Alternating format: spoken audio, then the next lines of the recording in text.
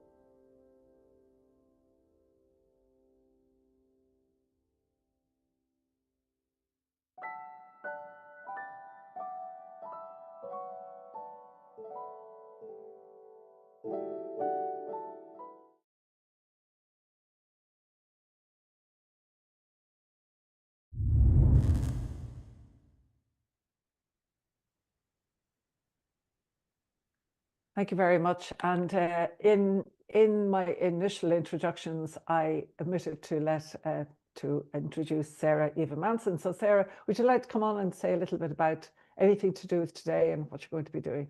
Yes, absolutely. So I am in the chat box. So if you have any questions or if you wanted to field any thoughts or comments or anything to our amazing panel, please pop them into the chat and I will feed them over.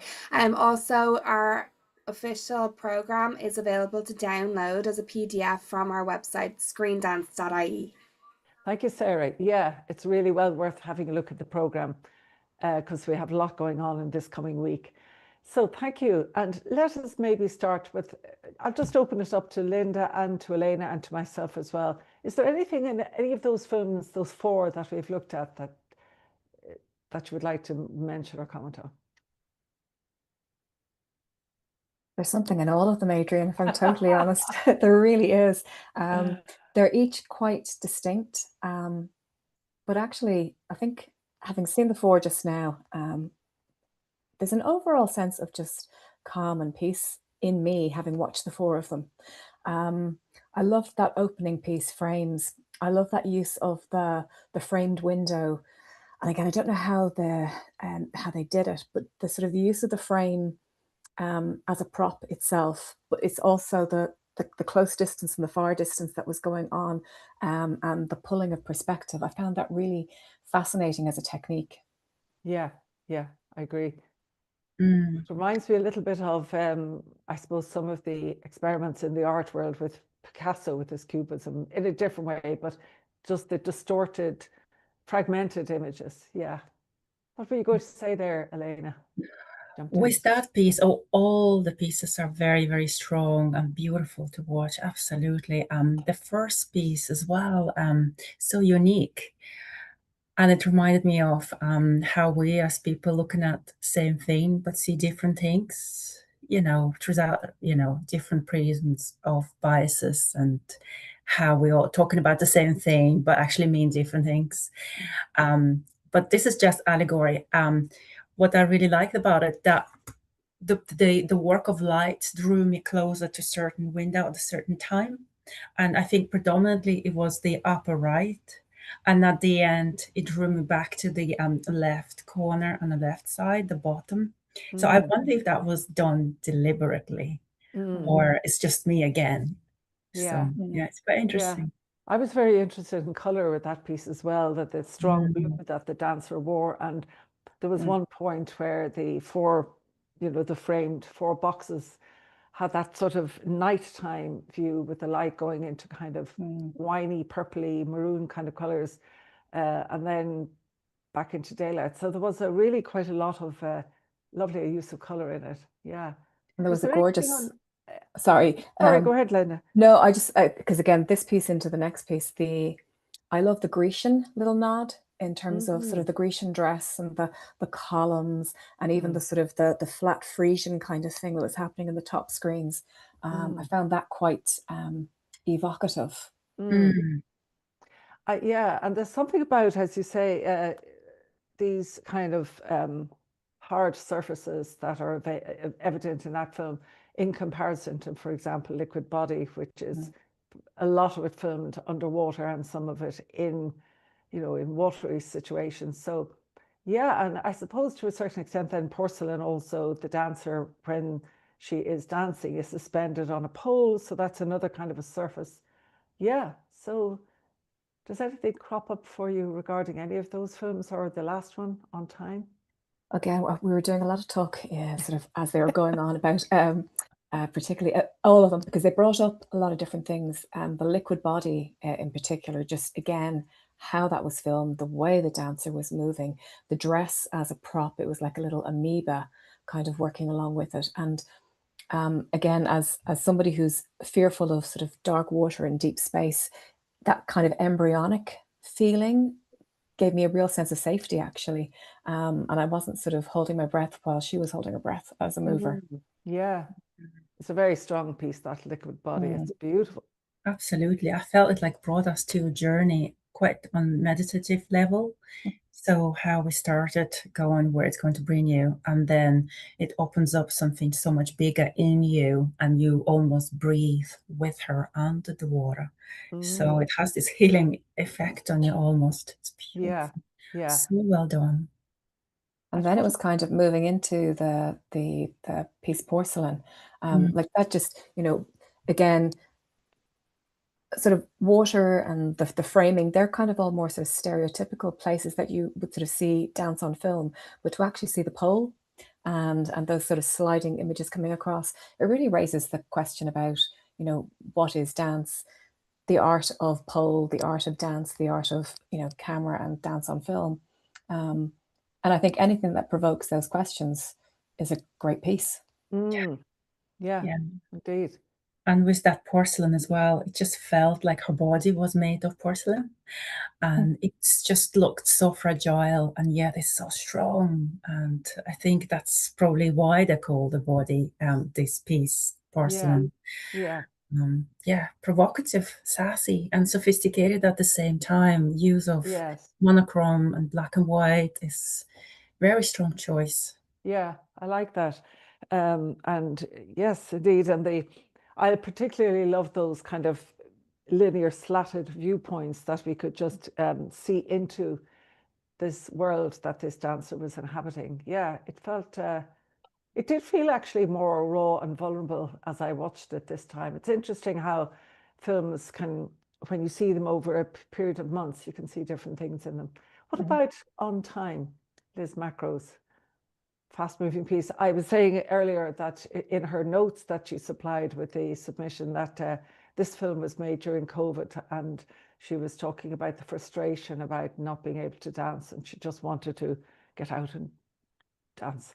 And it's funny, that context actually brings back the memory of, being locked in your room. And it was a very clever use of the different spaces in a house, and then sort of, moving slightly outside into the bigger space. But I found her as a performer, while there was a lot of chopping and changing in terms of the images, which kind of was a little bit jarring to my system. The thing that was sort of, I guess, the still point was her eye gaze and her focus. And again, with COVID, all you saw were the eyes, when I sort of think back to it like that's that. so That's true. Stick with your eyes. quite interesting. Yes, and I do feel that last piece was quite interesting in terms of how her movement basically embraced every bit of music. And then there was this kind of ping pong between the music and every beat of the music, which kept the whole energy quite high throughout the performance. So this fast pacing movement and imagery.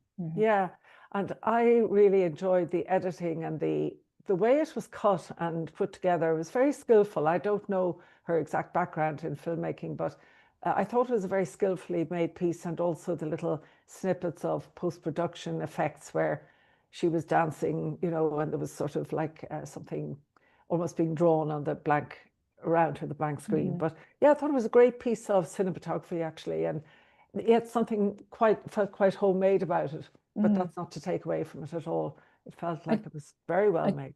Yeah, and I do think actually that those 4 pieces, I feel like I could learn a lot from whoever filmed them. Do you know what I mean? Like the yes. storyboarding of them. They were each really, really unique and strong. Yeah, yeah. Well, thank you very much. We're going to move on now to our next section, which is ecology. So we will come back and discuss after that. Thank you.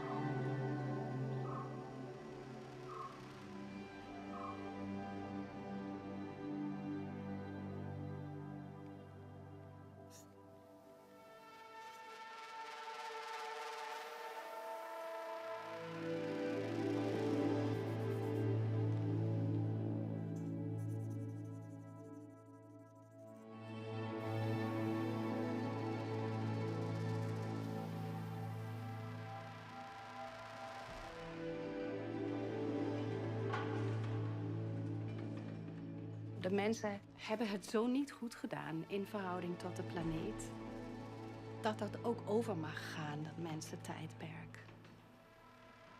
Ik zeg niet dat de mens helemaal moet verdwijnen, maar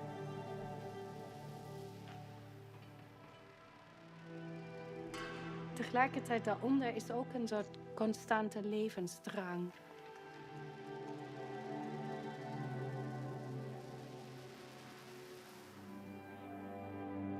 Al mijn werk gaat eigenlijk over empowerment. Om te denken, we vinden wel een weg. Ik als mens heb dat wel in me. Wij kunnen dit als we samenwerken.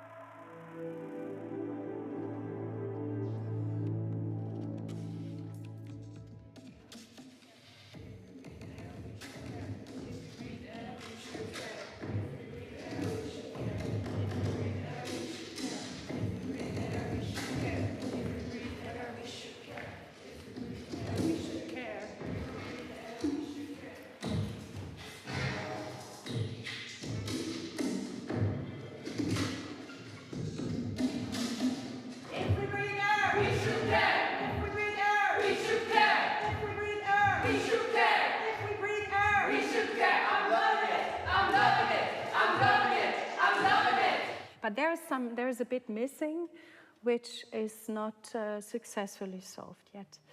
I personally would like to try to make that even more clear and distinct. Yeah, me those too. Qualities. Yes, me too. Rather than fading, oh, the real thing. And then, because that's what we did previously, which I think didn't work. And then therefore I want to really try this. Yeah, try it.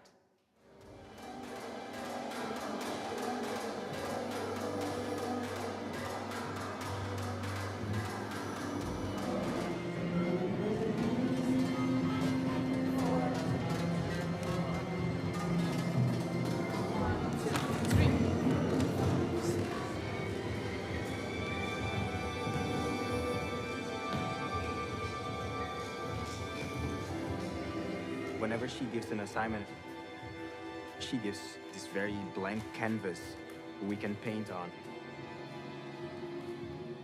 This gives me so much freedom to just explore whatever that means to me. She creates a very clear structure of how the work should be. And me as a player, I have the freedom to figure out what I give within this framework.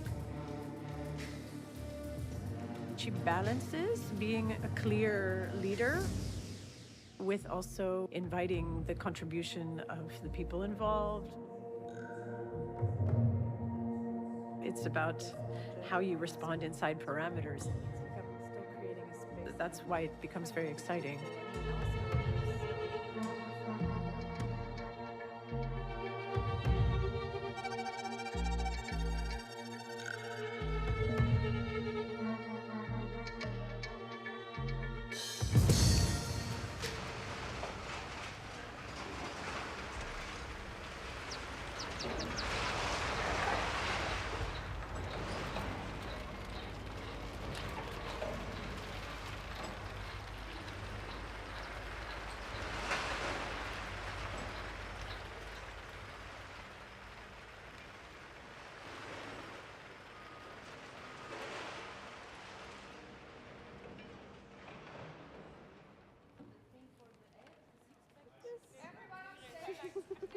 What is this? Cables will come in. What's your hat? Is this from somebody? No, I lost my painting. So oh no, never mind, it's there. Yeah. Hello, Mooney.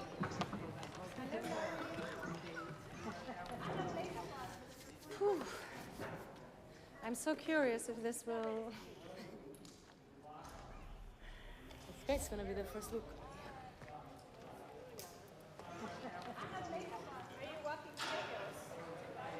Today is the first time you see it with everything. Yeah, and there's so many cues that sound and technique has to know, so it will be very choppy and I mustn't be too upset about that. It's hard now when you're trying to see the final one, then of course you need the cues to see the real. Yeah. Sorry, another thing for in the front, it's nice that you place objects there, but maybe it's nice if it's more happens by accident, that it comes close to us, so it doesn't look like a decision here, this is for the public. So start a little bit more upstage, that's how we call it, and then work your way down. So, yeah?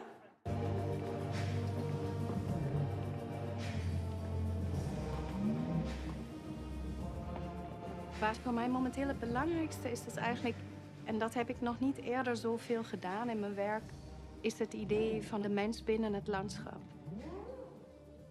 Dat hele idee van die verwevenheid en dat wij gemaakt zijn van hetzelfde materiaal als onze omgeving, daar een manier voor te vinden om dat in theater zichtbaar en voelbaar te maken, dat vind ik momenteel mijn grootste uitdaging.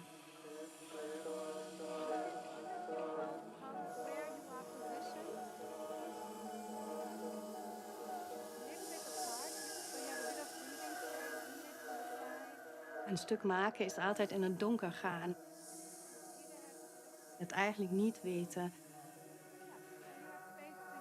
En dat is juist het boeiende daaraan. Dat is ook soms het moeilijke daaraan. Going into the dark with your eyes open.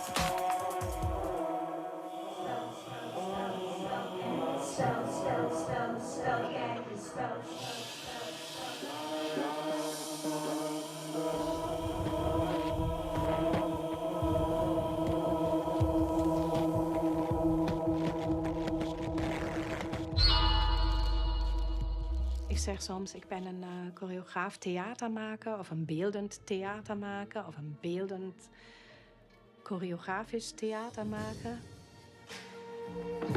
Ik heb ook een achtergrond in beeldende kunst. Ik componeer alle ingrediënten in het theater. Dus ik heb eigenlijk juist in dat tussengebied mijn eigen plek veroverd.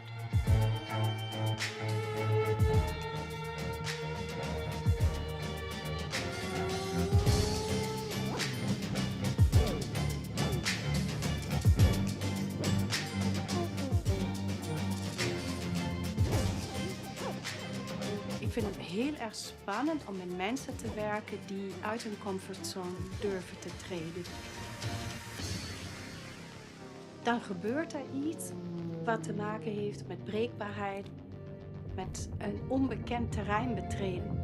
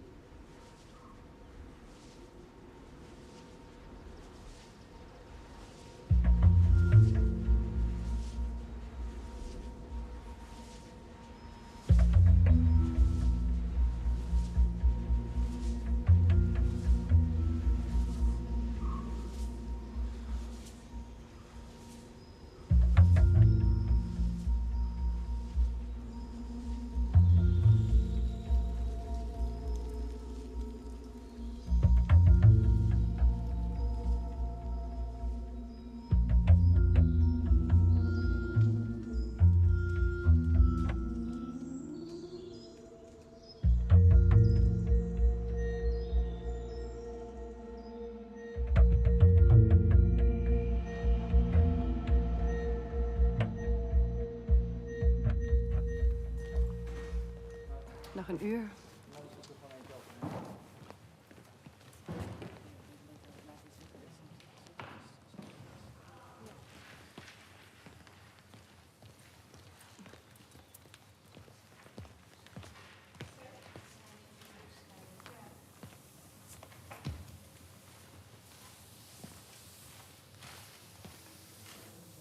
Joao, could you write one more time plant here?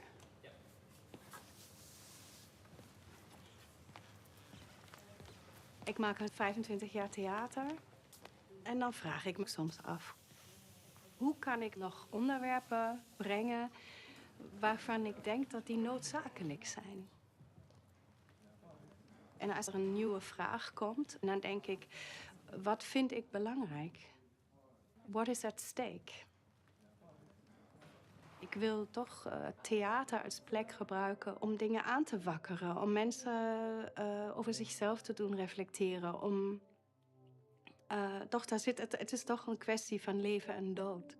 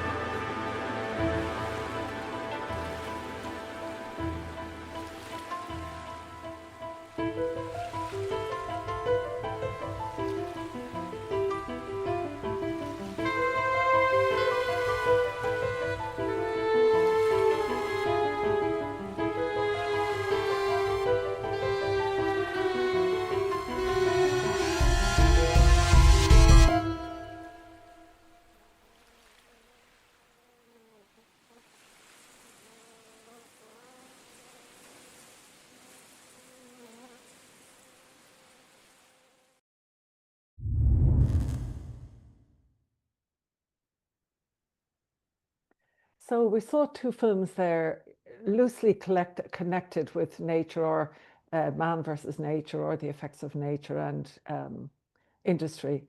So very different films. The first one was more or less a documentary, and the second one was this very, very inventive and creative, futuristic, perhaps, view of landscape. What do you think of these films? How did you respond?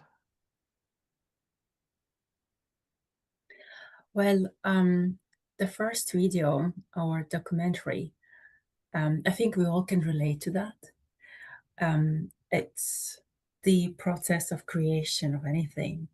And I know the video called, what we call it, the Eyes Wide Open. To me, it's eyes wide open, but in the darkness. So you get to have this concept first that comes from nowhere, and you're developing it. And then this process, do I even believe into what I see and what's bubbling into my mind right now, into that trust of doing the next step, developing that project. And then the big part of it, how do I translate my vision to people that are supposed to be getting it and expanding it to the visual project for the audience to see. And there's just, the whole process is extremely difficult, and you've got to trust. You have to be vulnerable. You have to be honest. You have to trust yourself, your vision. And there's so many times when you doubt it. But I think the author here, she asks questions as, what do I stir? Will people self-reflect when they see my work? Will this change people's mind? Do I do it for better? I think all those questions are quite valuable, and it's all worth doing things for. So, yeah, that's really interesting. What do you think, Linda? Yeah, I take on board everything you said there, Elena, and I think it makes you question why we do what we do. And I love the fact that it kept coming back to these images of her with her eyes closed, even though the piece is called Eyes Wide Open, because often you really do have to go into yourself in order to go out of yourself. And I also love the fact that you've actually included that piece in this festival, because there's something about having an opportunity to hear the background of how dance is created and why we do it and what it is that you're trying to bring into the bigger narrative, that sometimes if you're not necessarily from a dance background, but you're wanting to get into seeing how movement is sort of a vehicle for opinion and art, etc. That's just it was a really lovely way to understand somebody's process. And I was, to be honest, I was most touched at the end by the hug, that the humanity of the hug for each of the performers about to go on stage. And I loved seeing the snippets of her choreography, her work going throughout the entire piece, because while it wasn't about those pieces, it also was about those pieces and the bigger landscape of it. It was intriguing. That's absolutely interesting, because I also was noticing that the focus of this creator, the focus was on the creator and the creative process. So we never got to see the complete piece that she created. But as you say, it was very well woven in these very small snippets of a stage performance. So it was a really interesting thing. And I loved from the quality, or not the quality, but the inclusion of this like screen or something in front of her with the square and the little figures drawn in pen on some kind of a felt pen. But I found it very interesting, just the cinematography, the simplicity, the naturalistic element to it. But I thought it was really cleverly and very, very, it sustained my interest. It was really good. Yeah. And then leading into the next piece, then like the opening for the next piece was just visually stunning and intriguing. That little foot that just came in off screen from the right-hand side as you were viewing it, it was just the most inviting and evocative opening to a piece. and you know, it was all body parts, and it just made me realize, God, the feet and the hands, they say so much. They really, really do. I found that the most intriguing part of that entire piece, that whole opening section. Yeah, it was really very magical. I found that too. It was, they created this kind of world of these creatures that, as we were discussing this amongst ourselves, we have our own virtual green room. It really was like, what were they? And were they creatures? Were they different insects? You were talking about, Elena. Do you want to elaborate on any of that? Yeah, they just very successfully highlighted the intertwine between flora and fauna, and how nature and all the animals and mammals go well together so harmonically and so beautiful. And when we were going into more heavy industrial kind of backgrounds, how suddenly the atmosphere went, darker, colder, and less pleasant. Yeah, they've successfully showed the contrast between natural and unnatural. So it reflects the ecology, the side of the section where we are right now, and they do speak with the art. And the heavy production elements in this film are, I don't know exactly how it was made, but it became clear that there were 4 dancers and these were multiplied many times over. So there was a lot of use of the screen facilities, the film facilities, and even the landscapes in some ways. We're discussing about this, that these may have been just composite images that were placed into these landscapes. So it's very, very much the choreography was dependent on the production values and the post-production values as well. So, but isn't it interesting though that out of all the pieces we've seen, like there was no faces. It was very dehumanized, but also human as well at the same time. Yeah, but it's kind of nearly an indictment on society, how we have, moving so far technologically. I mean, here we are on screens. We're moving sort of so much in that direction that it's that question of, are we losing our humanity as well? Yeah, sure, exactly. And yes, you were going to say something, were you, Elena? No? No, I'm just No, nodding sorry. along. Just It's a nodding very along. deep question. We all thinking about. Yeah, it's very thought-provoking, these two films. Let us move on then to our next section of films, Human Space, and we will come back to discuss after that.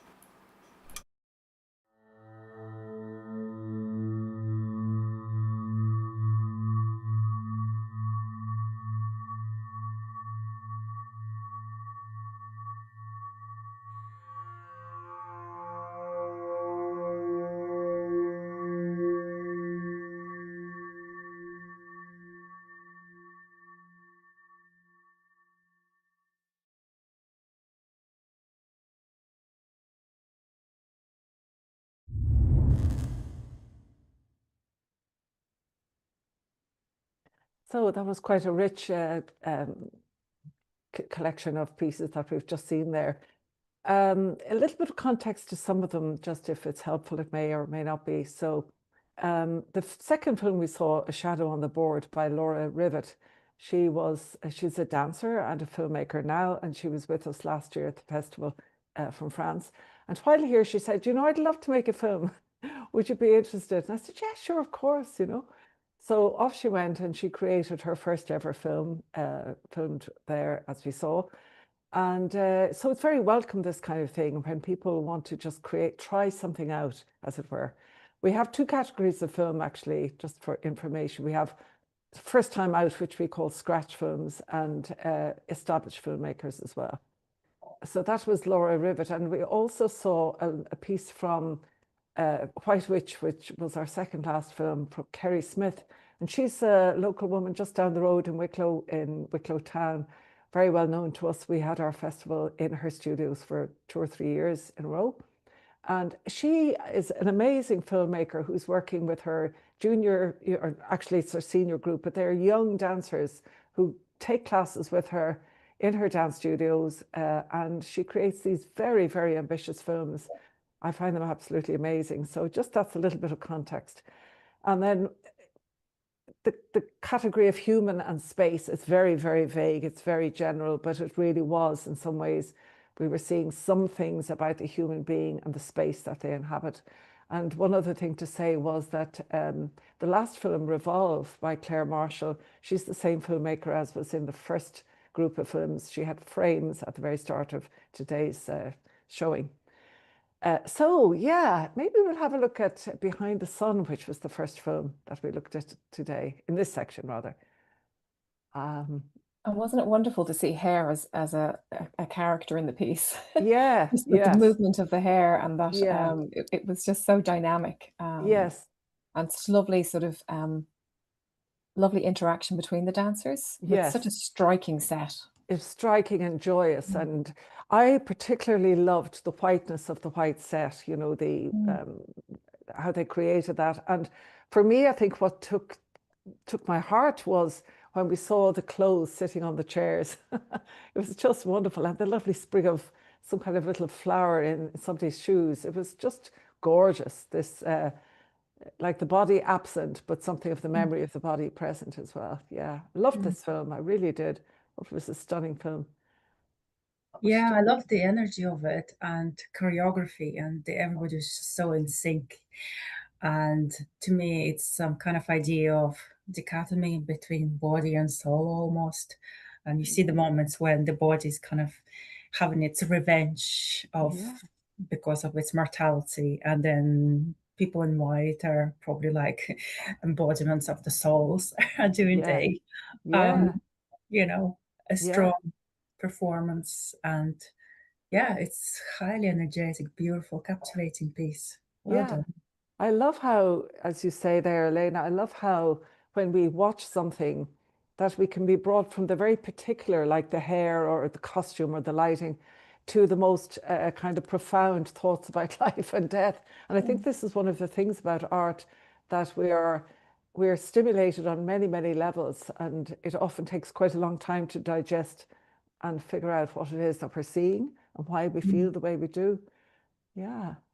I think that's the beauty, though, of dance on film, is that it can be watched and rewatched, and you can peel away the layers, because your first impression is always going to be your first impression. And, you know, for me, if I intellectualize it too much in the first view, as opposed to taking it at face value, then there's something missing from the immediacy of it. Yeah.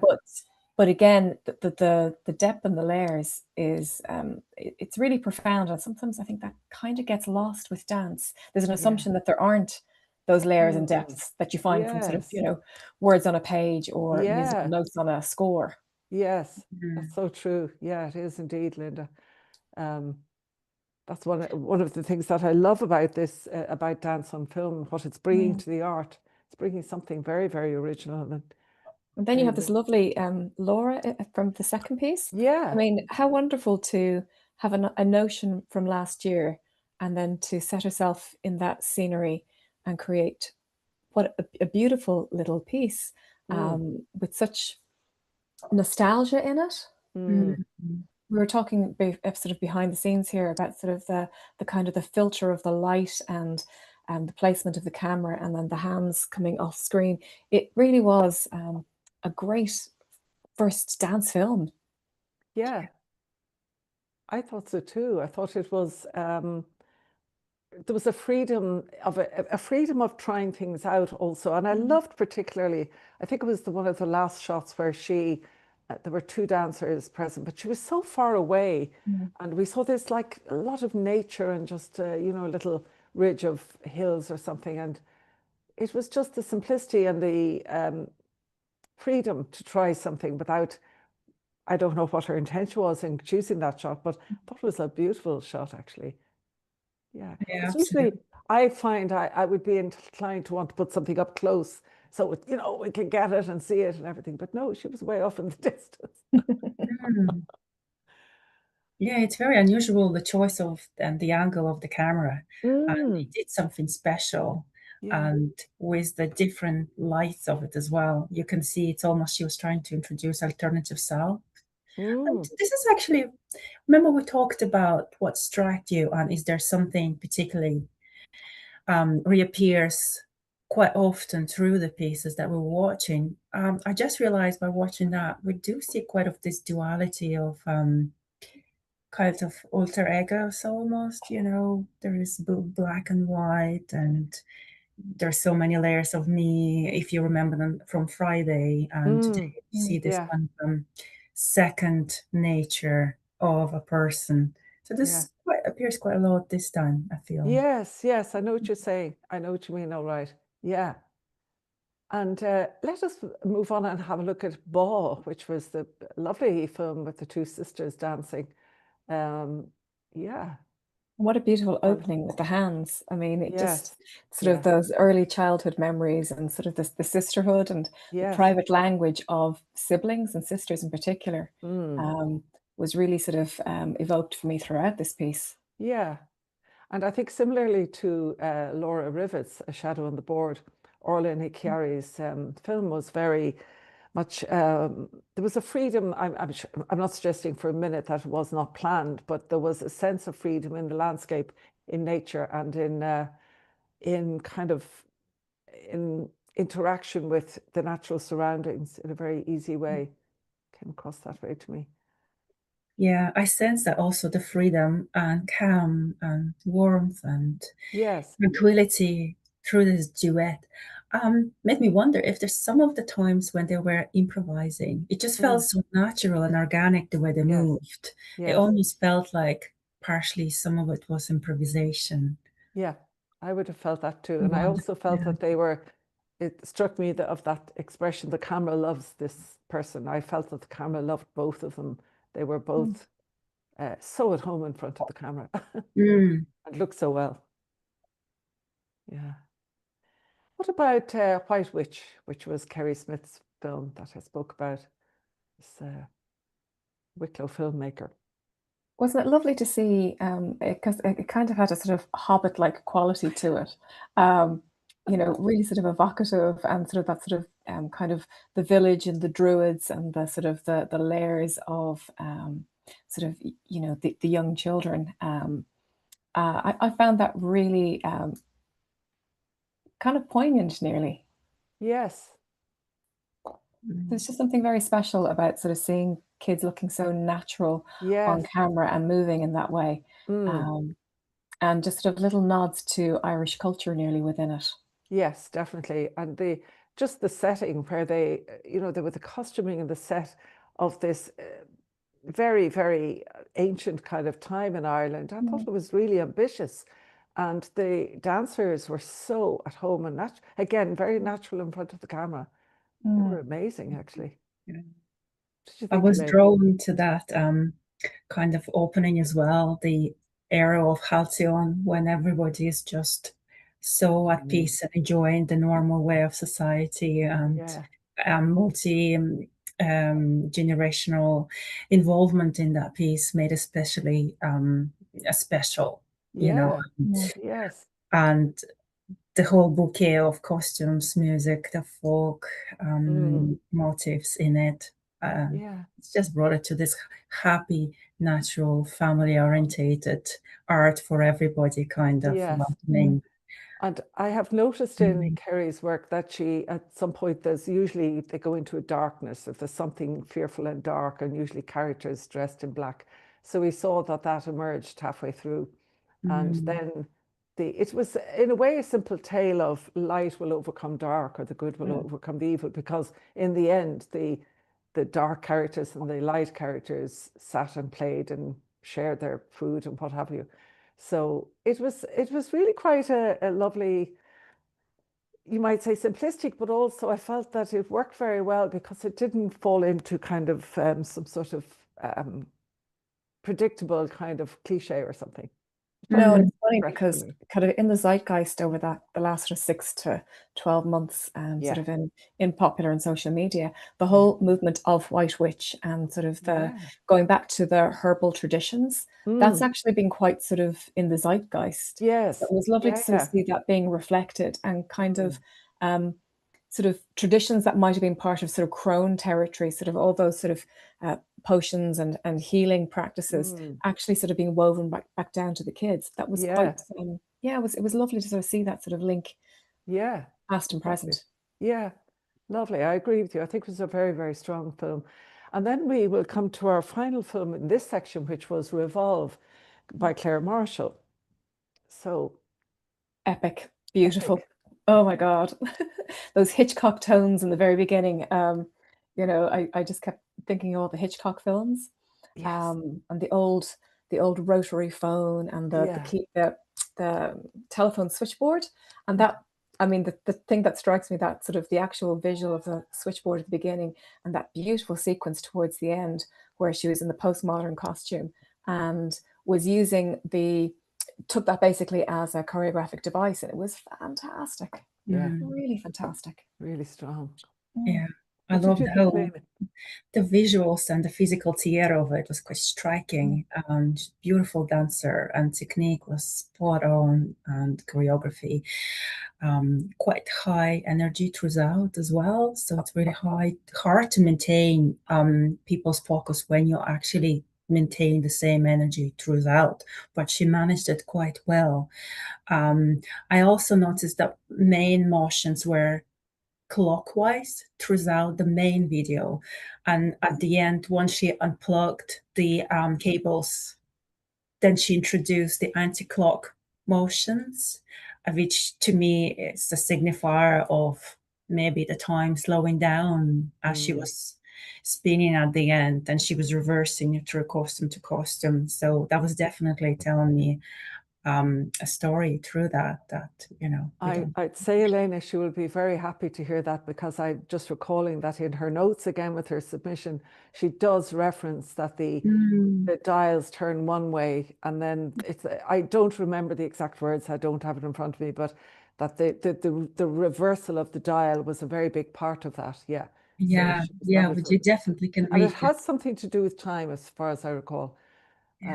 It also had really strong flashbacks to that. It's an old movie now, but The Matrix. You know, that going into the sort of alternate dimension of backward and forward and present. Just really, it was clever. It was intelligent. It was really cool. Very cool. And aesthetically, And one of the things I really enjoy, having seen this film along with Frames, which is the other film that we saw from the same filmmaker today, is I can see what interests her in the very obvious frames that we saw in the first piece, which were where we were looking through this kind of window at the fragmented image. But in this case, the frames seem to come from these locations that the dancer was placed in, like the stainless steel surface of some kind of a tabletop of some type, and the costume, the silver costume, and this kind of environment that was, while it wasn't, what's the word I'm looking for, deconstructive in the same way as the other film, it sort of had some of those themes in there of linear planes that would divide the image in some way. Of course, there was the split screen at one point as well, where she was in front of the wall and the two doors. I thought it was visually incredibly, I drank it in and can drink it in many times over. It's beautiful. And isn't it lovely though to actually see a film choreographer have you can recognize their thumbprint without it being a pastiche. Like, both pieces were actually very, very different. But there's absolutely, you can see the person behind it through the two pieces. Yeah, definitely. Definitely. So we are going to move on then to our last section of films for today, which is, I think it's two films. And we will then come back and discuss afterwards.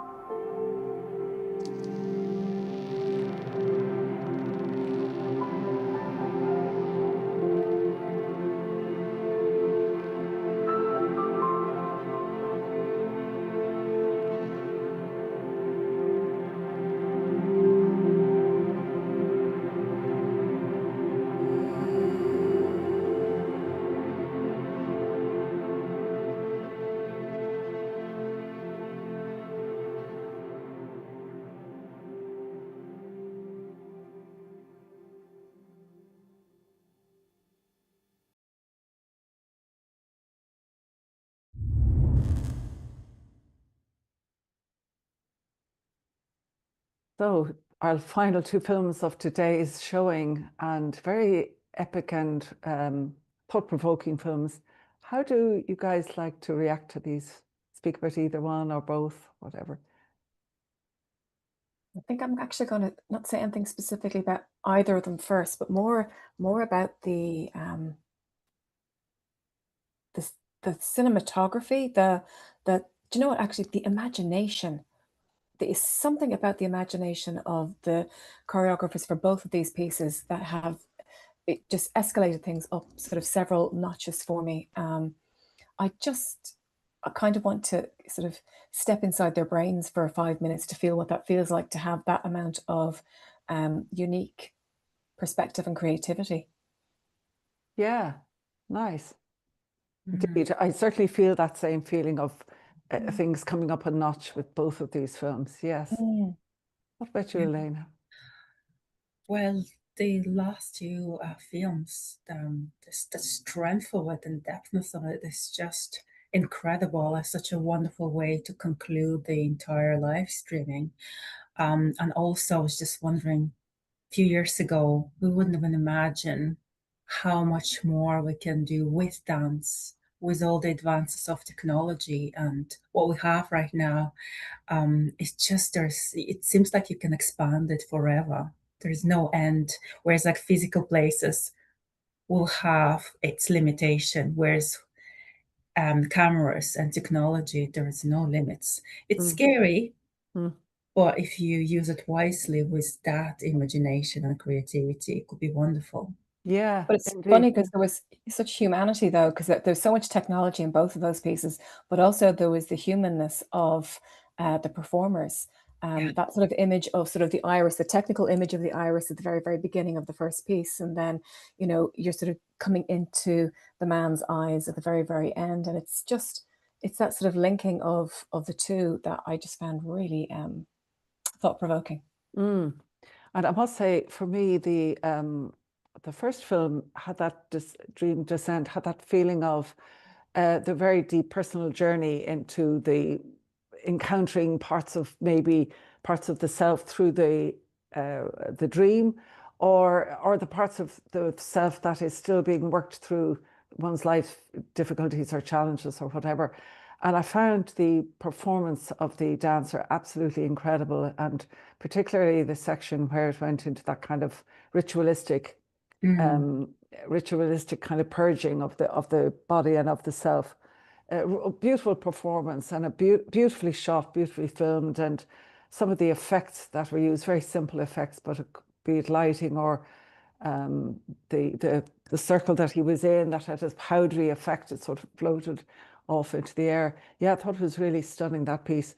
And I felt gripped, as you say, by the eye and being brought into his eye. I felt the humanity and presence of this man very powerfully.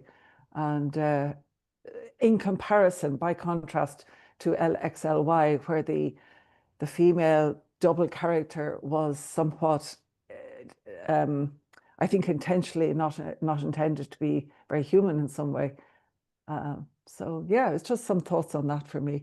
What about either of you two? I don't want to take it all. Yeah, but very similar to you, Adrian. I just feel that the first piece, Dreams Descent, it was quite striking, the ritualistic nature of it, and spiritual and almost pagan kind of angle of it. Incredibly strong, and how cleverly they incorporated sand and water and the nature into this kind of digital aspect of ritual. It's just very organic how everything is so intertwined, and it's incredibly strong. Yeah. It'll definitely keep your attention from the beginning to the very end. Whereas the opposite piece, the very last one, equally strong. But then, as you said, dehumanization of it. But again, with the camera and all the effects that you can use, you can see this metamorphosis going from natural to unnatural, to back to human, back to a creature. It's just incredible. It's completely new level. Yes, I must say I felt with that second piece, LXLY, and of course I have the advantage of having looked at the submission notes that come in with these films, that I hope I'm speaking, that it's something about the X and Y chromosome, that their fusion and how they come together. And I think that for me, I was saying here, as we were watching it together, it was very profound after the tongues met and the golden light came into the two bodies, and then it became just the golden light into this kind of formless thing. So not formless, formed, but not a human body anymore. I found it very moving and almost, you know, took my breath away. But I think that this is, for me, it's a beautiful exploration of possible life in the planning stages before we arrive into the body or into the womb. You know, it's something, for me, that's what resonated about this piece. And I think it was done so beautifully. The filming and the performance was so gorgeous. It's nearly like I have to say, sometimes when you're watching something, I need to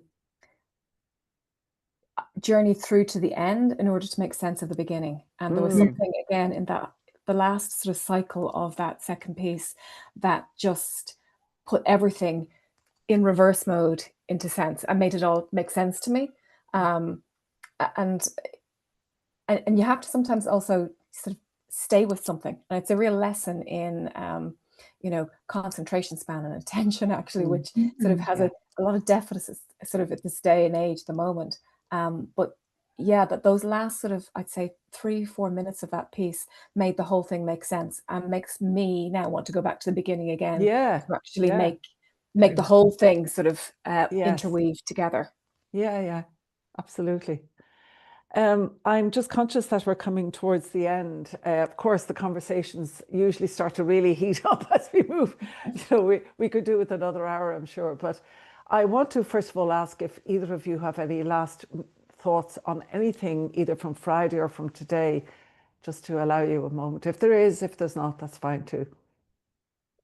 Well, I just find the whole process is quite inspiring, Adrian. Thank you so much for doing it. Thank you so much for engaging so many generations, so many people across the globe. I really don't know how you're doing it. And all the blessing and support to you for all the hard work you do. Thank you so much. Well, I'm going to give that a big heart and I'm going to say yes. I'm going to take that. Sorry, I'm trying to show it properly. I appreciate that. It's not so much about me at all. It's the work of the artist. But what about you, Linda? Well, I'll just echo exactly what Elena said completely. But I think for me, between Friday and today, the variety of pieces that are on display gives me hope for dance going forward. There's just there's moments of a lot of different pieces that stick out to me, and it's always going to be personal. And part of me doesn't want to reference any pieces because they were all so unique and evocative and will mean different things to different people. But the Murmurations one from Friday night is still with me, and the Liquid Body again today is another one that's still with me, and the Folkestone piece again. Like, there's, to be honest, I could start listing down through them all. Yeah. But it's been an absolute joy. I'm really, really, thanks so much for inviting me to participate like this, because it's a great thing to be able to do, to talk about dance. Thank you. Thank you, Linda. I really believe that conversations around the arts in general are sort of needed, because to me the arts are much more than the art. They're very much about life. They're very much about the life, the earth, the world we live in, and human beings. And so I find great value in discussions, and just, you and I, Linda, we would pass each other regularly throughout the week, and we'd often have conversations about some artistic things. So I've often found myself thinking that it's a beautiful part of life, and that we could invite others to join in with us. But I want to thank you both so much for giving of your time, because I know everybody has a very busy life. And we'll do it again, and we will meet again in the next week or two, I'm sure. I also want to give a huge thanks to our wonderful Curtis Rodney, who's behind the scenes. He doesn't come on, but he's there. And Curtis is our our technological genius. He's our streaming man, and he absolutely takes care of everything. And we've had, over the years, little things happen, you know, little mishaps, but I always know that Curtis is there and everything will be fine. So massive, massive thank you to you, Curtis, and for your generosity and time that you give to us so generously. Thank you. And I would also like to say a big, big thank you to Sarah Eva Manson, beautiful Sarah, and she will be with us. There she is. Hi, Sarah. She will be with us. Look at her. She looks stunning. Sorry, I hate using that word stunning. It's just popped into my head. But yeah, no, I just want to say we will be in Mermaid on Wednesday. That is our live show. And please come along if you're in the country, and if you're not, just fly over. And that's it for now for East Coast Dance Arts 2026. And with all going well, we will be back again with you next year. Thank you. Thank you, Thanks, Adrian. everyone. Thank you.